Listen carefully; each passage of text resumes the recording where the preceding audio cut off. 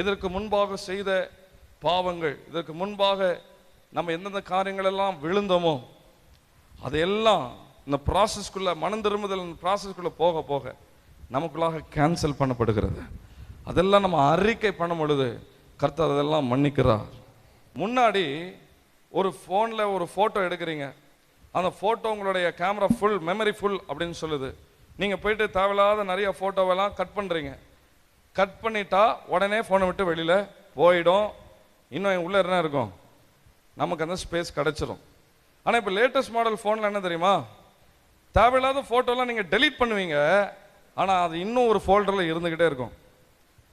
Recently deleted அப்படின்னு சொல்லி இன்னொரு ஃபோல்டர் கிரியேட் பண்ணி அந்த ஃபோட்டோக்குள்ள அவ்வளவும் இருக்கும். நீங்கள் டெலிட் ஆயிடுச்சு அப்படின்னு நினச்சிட்டு போய் ஸ்பேஸை திருப்பி செக் பண்ணீங்கன்னா திருப்பி ஃபோட்டோ எடுத்தா நோ ஸ்பேஸ். எல்லாத்தையும் டெலீட் பண்ணிட்டீங்க, அதான் இன்னும் உங்களோட ஃபோனை விட்டு அது இன்னும் வெளியில் போகலை சார் அப்படின்னு சொல்லி அந்த ரீசென்ட்லி டெலிட்டட் ஃபோல்டரில் போய் அவர் ஒரு டெலீட் கொடுக்கும் போது தான் எல்லாமே அதுலேருந்து வெளியில் போகும், ஸ்பேஸ் கிடைக்கும். அதே போல தான் சில பாவங்களிலிருந்து நம்ம மனம் திரும்பிடுவோம்.